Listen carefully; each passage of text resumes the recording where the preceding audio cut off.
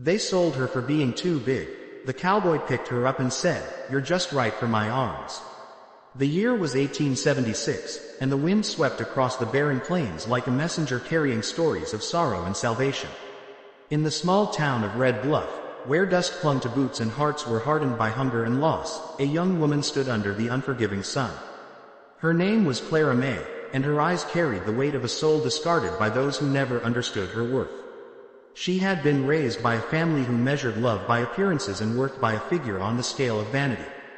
Clara Mae was tall, broad of shoulder, and carried a fullness that her kin had branded as shameful. In a land where food was scarce and women were expected to be small and fragile, she was deemed too big, too heavy, too much. So, when money grew tight and debts mounted, her family, without tears, without hesitation, sold her to a passing merchant as if she were nothing more than another item in their ledger. The merchant had no compassion, only profit in mind. He paraded her like cattle at the trading post, his voice booming as he tried to mask her humanity with crude words. The men who passed by cast mocking glances, shaking their heads, some laughing at the idea of paying a coin for a woman like her. And Clara Mae stood silent, her lips pressed tight, her heart bleeding but her pride unbroken. She would not cry before them. Among those watching was a cowboy, broad-chested, his hat pulled low, his spurs jingling softly as he stepped forward. His name was Elias Boone, a man known on the frontier for his steady hand, his unshakable word, and his quiet strength. He had driven cattle across rivers that swallowed weaker men whole, and he had stood alone with his rifle in hand when raiders tested his resolve. He was not a man easily moved, but when his eyes fell upon Clara Mae, something stirred deep within him, a recognition, a truth too profound to ignore. The merchant barked out insults masked as persuasion, lowering the price with each passing moment, as though Clara's very presence were a burden upon the earth. Elias watched, his jaw tightening. He had seen cruelty before, but rarely had it cut him so deeply. For here stood a woman, unbroken, shoulders squared, her dignity intact even as her worth was diminished by those too blind to see it. Without a word, Elias stepped forward, his boots thudding against the wooden planks of the trading post. The crowd hushed, sensing something unusual in the air. He looked at the merchant, his voice calm but carrying the weight of authority. "I'll take her." The merchant, stunned, stammered out a number, but Elias did not haggle. He reached into his worn leather pouch and tossed the coins into the merchant's greedy hands. Then, with the same quiet resolve that had carried him through storms and battles, he turned to Clara Mae. For a moment, the world stood still. Dust swirled around them, the murmurs of the crowd fading into nothingness. Elias stepped closer, removing his hat, and looked into her eyes, not with pity, nor with disdain, but with a gentleness that disarmed her. Then he spoke the words that would brand themselves into her soul forever. "You're just right for my arms." Her breath caught. No one had ever spoken to her like that. Her family had called her a burden, the merchant had called her worthless, and strangers had called her too much. But this man, this rugged cowboy whose life was carved from hardship, looked at her as though she were treasure. He lifted her then, not because she could not walk, but because he wanted to show her she belonged, that her weight was no shame but a gift perfectly suited for his strength. His arms wrapped around her with reverence, and for the first time in her life, Clara Mae felt the truth. She was not too big. She was not too much. She was exactly what she was meant to be. The onlookers whispered, some in disbelief, some with mocking laughter, but Elias Boone paid them no mind. His stride was steady as he carried her away from the jeers, away from the trading post, away from the chains of those who had failed to see her worth. They rode together that evening, the sky painted in hues of gold and crimson. The prairie stretched endlessly before them, a canvas of freedom and possibility. Clara sat beside him on his horse, her hands trembling not from fear but from the unfamiliar warmth of hope. As the night fell and stars scattered across the heavens, Elias built a fire, and they sat across from each other. He spoke little, but every word he uttered was steady, grounding her in a new reality. He told her of his ranch, the land he had built with his own hands, the cattle he drove, and the life he envisioned. Then he looked at her again, his eyes unwavering. "I don't want a fragile flower that breaks in the wind. I want a woman strong enough to walk beside me, to hold the weight of this life and not falter. I want you." Clara Mae felt her defenses crumble, the walls built over years of rejection dissolving in the light of his truth. Tears finally fell, not of shame but of release. She had been sold for being too big, cast aside for being more than others could handle. But in that moment, under the stars of 1876, she realized she had been found for the very same reason. The plains were cruel, life was harsh, but in Elias Boone's arms she discovered something greater than survival. She discovered belonging, love forged not by measure or appearance but by the undeniable truth that she was, indeed, just right. The dawn broke with a pale gold light that stretched over the horizon, touching the earth like a promise. Clara Mae awoke to the crackle of the fire, the scent of coffee, and the silhouette of Elias Boone tending to the horse. His movements were sure, every motion purposeful, as though he belonged to the land itself. Clara pulled the blanket tighter around her shoulders, her breath a white plume in the cool morning air, her heart still carrying the echo of his words, "You're just right for my arms." She had not known tenderness from a man before. She had not known what it was to be seen beyond her size, beyond her weight, beyond the cruel judgments that had trailed her all her life. But here, under the wide sky of the frontier, Elias's presence was like a fortress. She studied the lines of his back, the strength in his hands as he adjusted the saddle, and a strange warmth filled her chest. Elias glanced over his shoulder, his eyes catching hers, and for a heartbeat the world narrowed to just them. He offered a faint smile before pouring coffee into a tin cup and setting it before her. "Drink. We've got miles to ride, and the land doesn't wait for anyone." Clara wrapped her hands around the cup, the warmth seeping into her skin. She nodded silently, her words locked within her, but her spirit stirred. There was something in his voice, an assurance, a steadiness, that made her believe that maybe, just maybe, she could belong to this new life. By midday, they rode across open plains where grass bowed in waves to the rhythm of the wind. Elias sat tall in the saddle, his gaze sweeping across the horizon as if always watching, always ready. Clara clung to him, her arms around his waist, feeling the strength in him and the steady beat of his heart beneath the worn fabric of his shirt. The sound of the horse's hooves against the earth seemed to echo her own heartbeat, grounding her in the reality of this new beginning. But beginnings in the frontier were not without trial. As the days stretched into weeks, Clara came to learn that Elias's world was one of hardship and grit. His ranch lay far from the comfort of towns, nestled in a valley where the land rolled wild and untamed. The house was a modest cabin built from logs, sturdy but weather-worn, standing as a sentinel against the elements. A small herd of cattle grazed in the distance, guarded by rough fencing that spoke of Elias's labor and resilience. Clara dismounted the horse with trembling legs, her body sore from the long ride. Elias took her hand, steadying her as her boots touched the ground. His hand lingered just long enough to remind her that she was not alone. She surveyed the ranch with cautious eyes, uncertain of her place in this rugged world. She had never milked a cow, never mended a fence, never wielded an axe against wood. But she saw no judgment in Elias's gaze, only a quiet acceptance that told her she would learn, and she would endure. Life settled into rhythm. Each morning began before the sun, the sound of roosters echoing across the valley. Elias taught her how to carry water from the well, how to grind corn for bread, how to patch worn clothes with needle and thread. Clara's hands grew rough with calluses, her arms strong from lifting and hauling, her skin kissed by the relentless sun.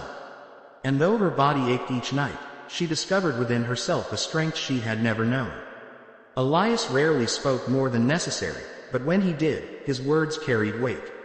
He taught with patience, never mocking her ignorance, never reminding her of what she lacked.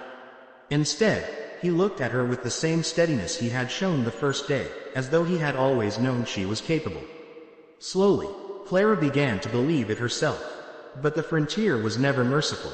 Storms tore across the plains without warning, ripping fences from the ground and scattering cattle into the wilderness.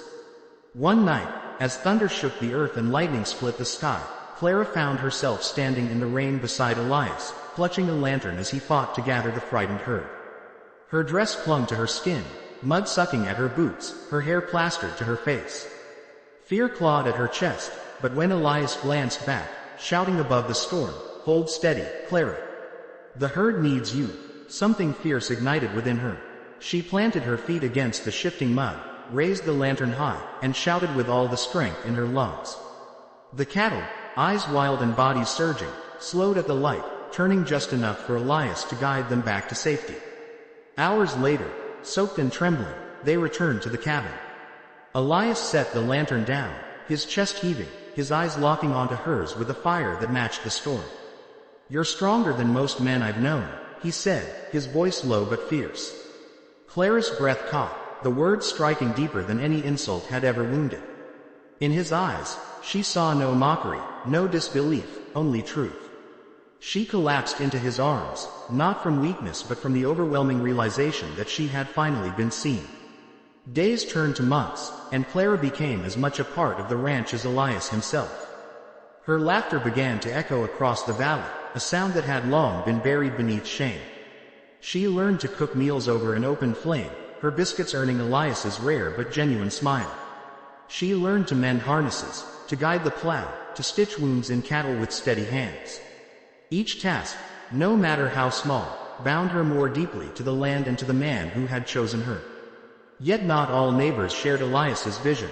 Whispers traveled across settlements, whispers of the woman too big, the woman sold and bought like stock, the woman not fit for a cowboy.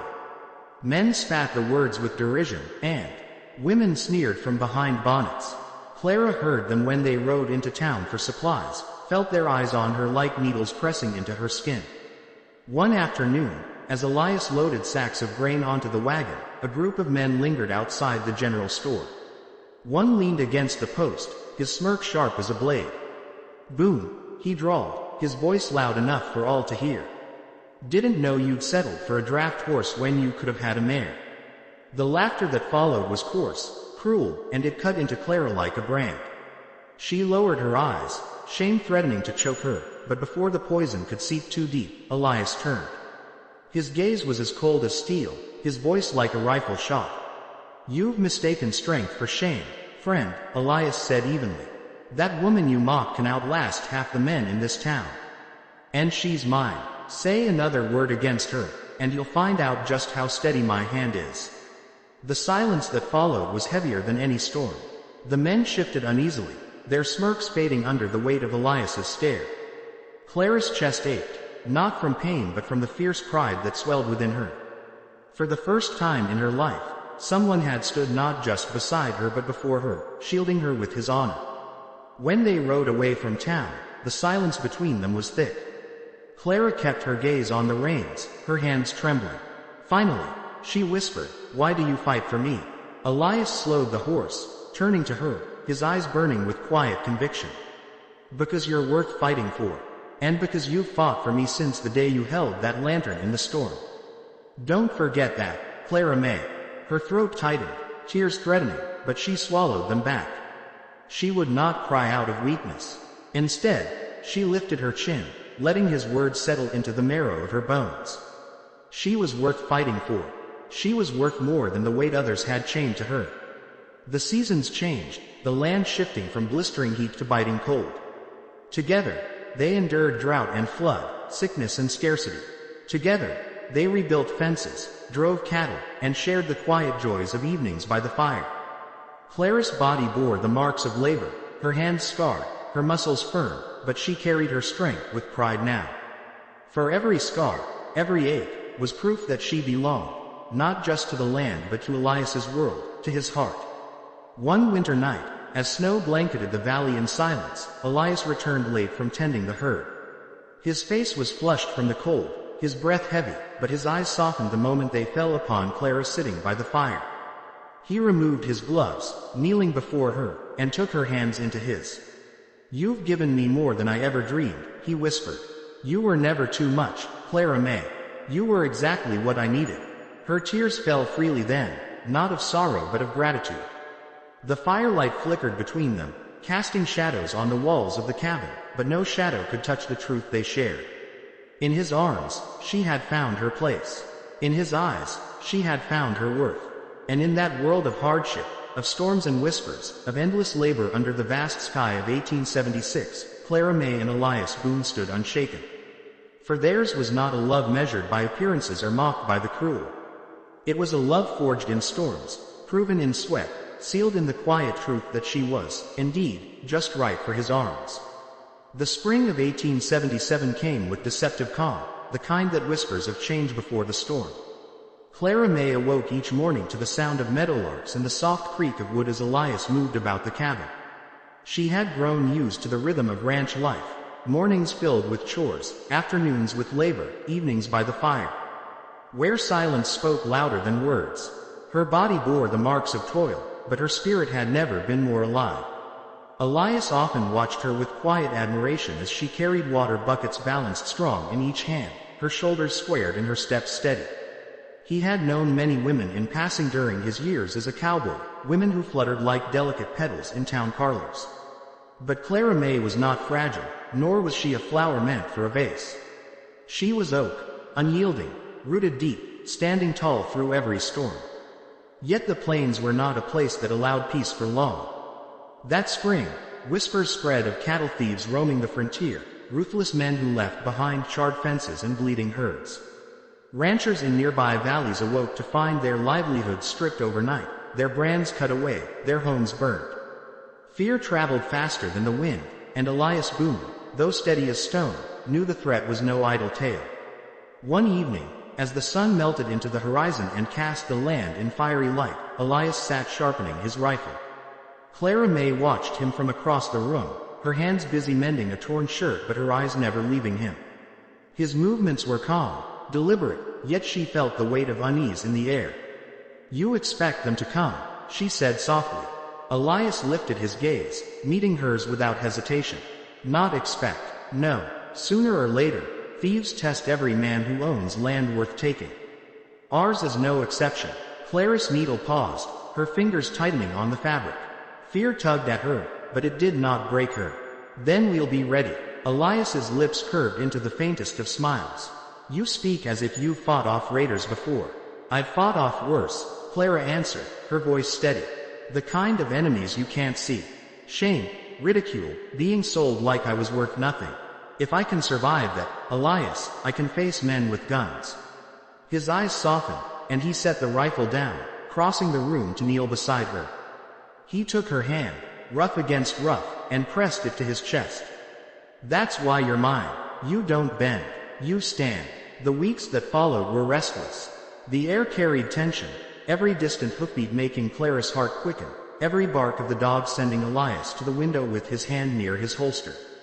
They doubled the watch on the cattle, Elias riding out each night to patrol the fences, Clara keeping lanterns lit at the cabin's corners to ward off intruders.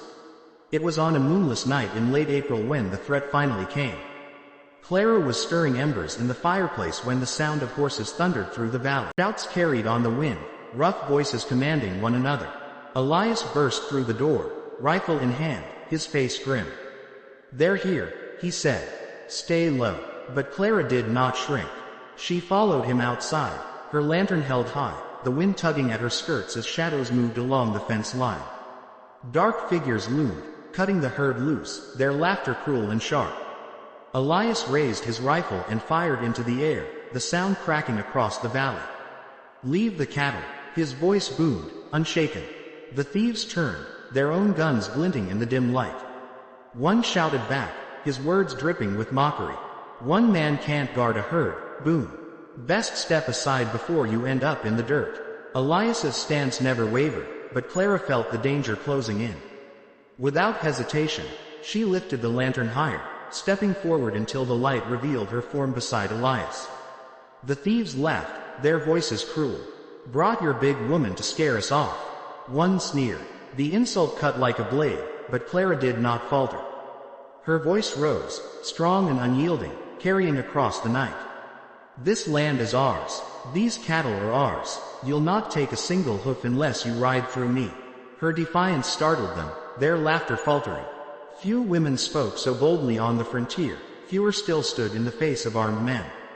Elias's rifle gleamed as he took aim, but it was Clara's presence, towering in the lantern's glow, that held them at bay. The standoff stretched long, the night heavy with silence and threat. Then, one of the thieves spat into the dirt. "Not worth the blood tonight. But this isn't the last you'll see of us." With that, they turned their horses, driving them hard into the dark, their shouts fading into the distance. Elias lowered his rifle, his shoulders easing only slightly. He turned to Clara, his eyes burning with something more than pride. You stood like a wall, Clara Mae. They saw it. They knew they'd break on you before they'd break on me. Her breath shook, but her chin lifted, her hand still clutching the lantern. I told you, Elias. I've been fighting all my life. Tonight was no different. He drew her into his arms, pressing his forehead to hers, his breath warm against her skin. You're the strength I never knew I needed. From that night on, Clara's role on the ranch was no longer questioned. Not by Elias, not by the neighbors, not even by herself. Word spread of the woman who stood beside her man against thieves, and though whispers still carried mockery, many spoke with grudging respect. Some called her Boone's wall, others Boone's lantern, but Elias called her his heart, his unshakable half. Through the summer, hardship did not cease. Drought withered the grass, forcing them to drive cattle farther for grazing. Supplies ran thin, sickness brushed through the herd, and storms threatened to undo all their labor. Yet Clara never faltered. She rose each dawn with determination, her body aching but her spirit steady. Elias leaned on her strength more than once, and though he was a man carved from stone, he found himself marveling at the resilience of the woman who had once been sold as too much. One evening, after a long day mending fences under the blistering sun, Elias sat on the porch, his hat tipped back, his gaze lost in the horizon. Clara joined him, her skirts dust-stained, her hands raw from work. She sank into the chair beside him, her body weary, but her heart full. You ever think about the day we met? She asked, her voice low. Elias chuckled softly, the sound rare but rich. Every day, I see that trading post, that merchant, the way they laughed.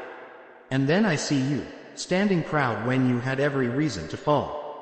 That's the day I knew. Knew what? That you were made for me. Her throat tightened, tears threatening, but she smiled instead, her hand finding his. And I knew you were the first man who ever saw me. The sky stretched wide above them, painted in hues of twilight, the land silent save for the call of crickets. In that moment, Clara Mae understood the truth that had carried her from shame to belonging. She was not too big, not too much, not unworthy. She was exactly what the land, the ranch, and Elias Boone needed. And as the years unfolded, bringing hardship, joy, loss, and triumph, one truth never wavered. Clara Mae was not the woman sold for being too big. She was the woman who stood unshaken beside her cowboy, just right for his arms, just right for the life they built together under the endless sky of the frontier. The years moved like the slow bend of a river, carrying with them both hardship and blessing. By the autumn of 1878, the Boone Ranch had grown steadier, its fences stronger, its herd larger. The valley that once felt like a raw, unbroken wilderness now bore the mark of two steady hands shaping it day by day. Yet the land never gave anything without first demanding sweat, blood, and endurance. Clara Mae had become a figure the valley could not ignore. Where once she had been ridiculed, now her presence commanded attention. She worked alongside Elias in every task, hauling feed, guiding cattle, repairing barns. More than once, passing ranchers slowed their wagons to watch her drive a plow through stubborn soil, her muscles taut, her stride relentless. Some still whispered, mocking her sighs in hushed tones, but even they could not deny the results. Elias Boone's ranch thrived because of her. One crisp morning, Clara stood on the porch, her gaze sweeping the horizon as the first frost glistened on the grass. Her hands rested on the swell of her belly, heavy with new life. She was with child, and though fear brushed her heart, fear of pain, of loss, of the unknown, there was also a deep, unshakable joy. Elias came up behind her, his arms wrapping around her middle, his breath warm against her ear. He'll be strong, Elias murmured.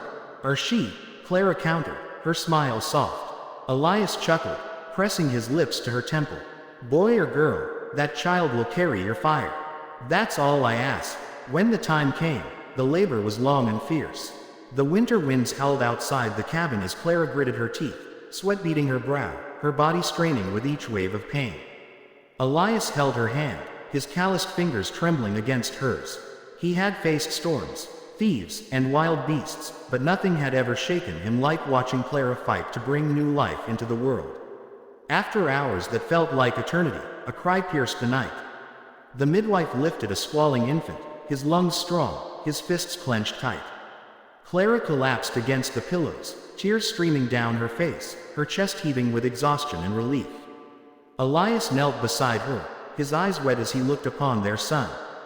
They named him Samuel Boone, after Elias's father, a man of grit and quiet strength. Samuel's arrival bound them even deeper to the land, to each other, to the life they were carving from wilderness.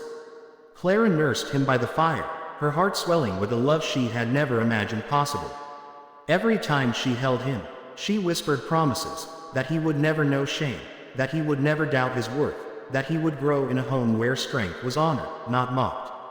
But the plains had a way of testing every vow. When Samuel was but 2 years old, another drought fell upon the land. The grass shriveled, the creeks dried, and the cattle bellowed in hunger. Many ranchers gave up, selling their herds for pennies, abandoning the frontier for towns where survival seemed sure. Elias refused. "This land's ours," he said, his jaw set. "We'll not surrender it to sun or dust." And Clara stood with him. Day after day, she rose before dawn, leading cattle to what little water remained, digging deeper into the dry earth with her own hands when wells ran low. Her palms split and bled, her back screamed with pain, but she did not falter.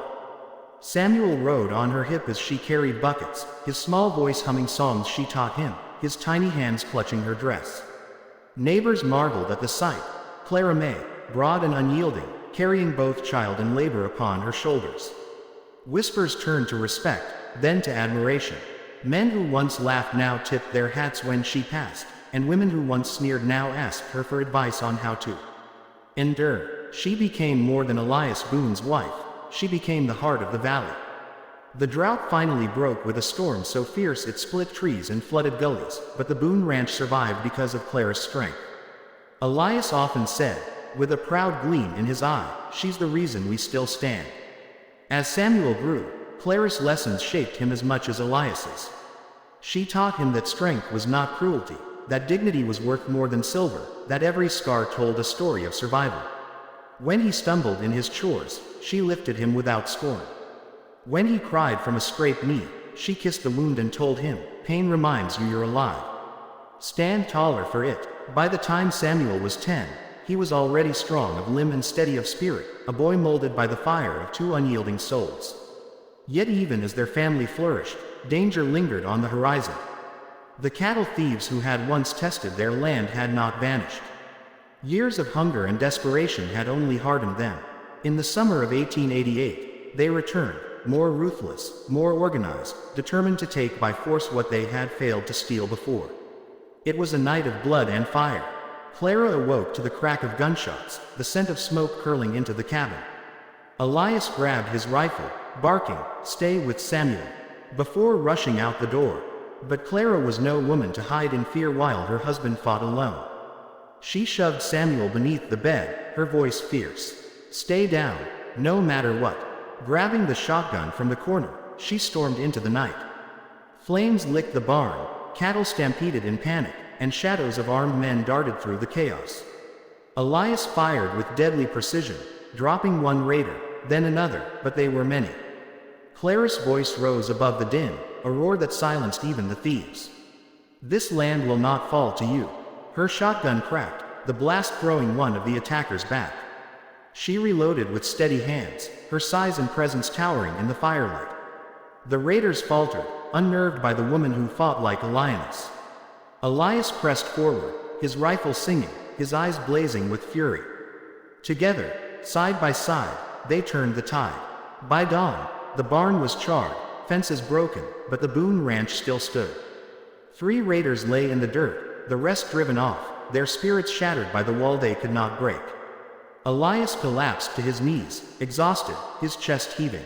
Clara lowered her shotgun, her arms trembling, smoke and sweat staining her skin. Samuel crawled from the cabin, his eyes wide with awe as he looked at his mother. "You fought them, Mama. You fought them like a warrior."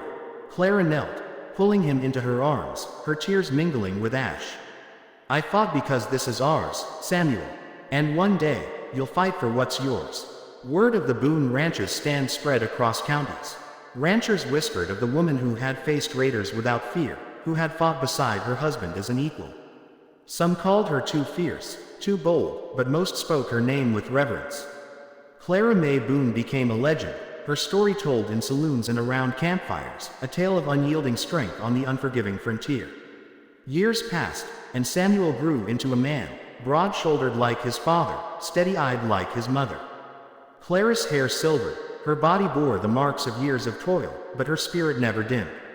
She stood taller than ever, her presence as commanding as the day Elias had lifted her from the trading post. And when people spoke of her, they no longer remembered the insults, the laughter, the cruel whispers of "too big." They remembered the woman who carried buckets and rifles with equal strength, who built a ranch from wilderness, who fought thieves with fire in her heart. She was no longer Clara Mae, the woman sold. She was Clara Mae Boone, the heart of the frontier, the woman just right for a cowboy's arms, just right for the land, just right for a legacy that would endure long after the dust of 1876 settled into history. The years flowed like rivers across the plains, carving valleys of memory, leaving ridges of hardship and peaks of triumph. By the dawn of the 1890s, the Boone Ranch stood as one of the most respected in the valley. Fences stretched wide, the herd multiplied, and the cabin had grown into a sturdy home of many rooms. What began as the toil of two hands had become the labor of a family, rooted deep in soil watered with sweat and defended with blood. Clara Mae Boone had grown older, her hair touched with silver, her hands lined with scars that spoke of years of endurance. Yet her presence carried the same gravity as it had the day Elias had lifted her from the trading post. She still walked the land with unshakable steps, her shoulders broad, her chin high, her spirit unyielding. The valley folk spoke of her with reverence now, no longer with mockery. To them she was more than a rancher's wife. She was the iron heart of the frontier, the woman whose strength had outlasted storms, thieves, drought, and ridicule. Samuel, her son, had grown into a man by then, taller than his father, strong as the oaks by the riverbank. His eyes carried the same steady fire that burned in Elias's gaze, tempered by the compassion he had learned at his mother's side. He had married a young woman from a nearby settlement, Mary Whitaker, whose laugh was light as spring rain. Together they built a new cabin on the Boone land, the first stone of a legacy stretching beyond Clara's years. But the frontier never ceased to test those who claimed it. In the spring of 1892, another wave of hardship swept across the land. Not raiders, not drought, but a sickness that moved unseen, carried in the water, stealing strength from the cattle and fever from the people. It came quietly at first, a single cow weakened, a neighbor coughing blood. Then it spread like wildfire. Elias Boone fell first. He grew pale, his body once so unshakable weakened by fever. Clara sat by his side night after night, pressing cool cloths to his brow, spooning broth between his lips, whispering prayers into the silence. She would not sleep, she would not eat until he did. Her own strength poured into him as though she could fight the sickness by sheer will. Elias, even in weakness, gripped her hand with the same steadiness he always had. His voice, though faint, carried conviction. "Don't bend, Clara. If I go, you stand. Always." But he did not go. Through nights of agony and days of fever, Elias Boone endured, and when his strength returned, it was because Clara Mae had refused to let him slip into the grave. She had fought enemies with guns, with fire, with storms, but this time she fought with nothing but love, and she prevailed. Yet not all were spared. Neighbors were buried in hastily dug graves, herds were thinned, children taken too soon. Clara's heart broke as she watched families flee the valley, abandoning the frontier to seek safety elsewhere. But she and Elias, their son and his wife, did not leave. The land had been carved by their blood, they would not forsake it. When the sickness passed, the valley was quieter, emptier. Many ranches stood abandoned, fields overgrown, fences broken. But the Boone Ranch stood unshaken, a beacon of survival. Clara Mae became a figure of hope for those who remained. If she can endure, they said, so can we. As the years passed, Clara saw her grandchildren born, 2 boys and a girl, each with the fire of the Boone bloodline in their veins. She carried them on her hip, sang them songs by the fire, and told them stories of the storms she had weathered. To them, she was not just grandmother, she was legend. Still, time pressed upon her body. Her strength, though great, could not halt the march of years. By the turn of the century, Clara's steps slowed, her hands trembled when once they had been steady. She no longer worked the fences or carried water from the well, but she remained the center of the ranch. Every decision passed through her wisdom, every moment of hardship softened by her words. Elias, too, had grown older. His back bent, his hair white, but his devotion to Clara never wavered.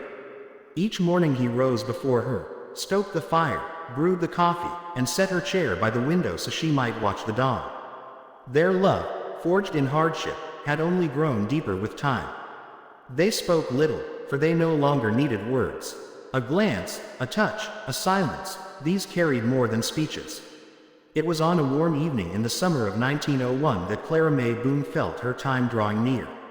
She sat on the porch, the sun painting the valley in gold, her grandchildren playing in the yard, Elias seated beside her. She looked out across the land, the fences strong, the cattle grazing, the cabins filled with laughter.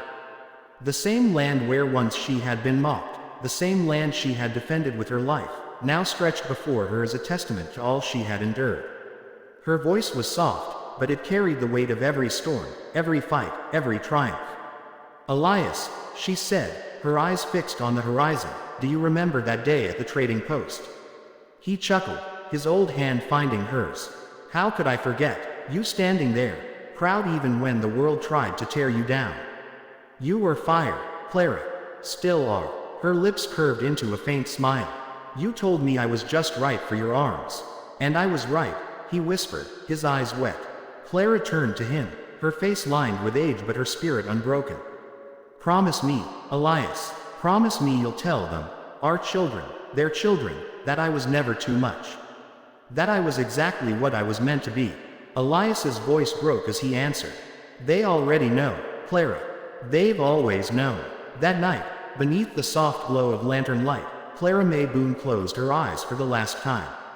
She passed as she had lived, steadfast, unyielding, her hand in Elias's, her heart full. Her funeral drew every soul from the valley. Men who had once mocked stood with heads bowed. Women who had once sneered wept openly. Her children, her grandchildren, her neighbors, all gathered to honor the woman who had outlasted storms and thieves, who had turned ridicule into reverence. Samuel spoke, his voice strong as he stood over her grave. "My mother was sold once, sold for being too big. But she was never too much.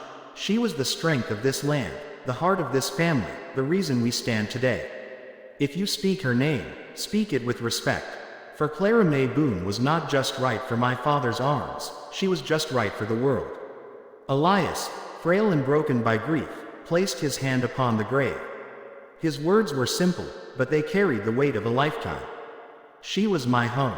And so the legend of Clara Mae Boone lived on. Her story was told in saloons, whispered by campfires, written into the very fabric of the valley. Children grew hearing of the woman who carried buckets and rifles, who stood before thieves, who built a ranch from wilderness, who loved fiercely and endured endlessly. Her size was never mocked again. It was praised as the mark of her strength, the proof of her resilience. Generations later, when travelers passed through the valley and asked of its history, they were told of the Boone Ranch and the woman who had made it unshakable. They were told of Clara Mae, the woman sold for being too big, who became the measure of greatness. And though the years carried away the dust of 1876, though the cabins weathered and the cattle roamed under new skies, one truth endured across time and memory. Clara Mae Boone was never too much. She was exactly what she was meant to be. Just right for the arms of a cowboy, just right for the heart of a family, just right for the land itself. Thank you so much for watching this story till the very end. Your support means more than words can ever say. If you felt the depth of this journey, don't forget to give it a like, share it with someone who needs it, and most importantly, subscribe to the channel. Together, we'll keep bringing powerful stories to life, and your presence here makes all the difference.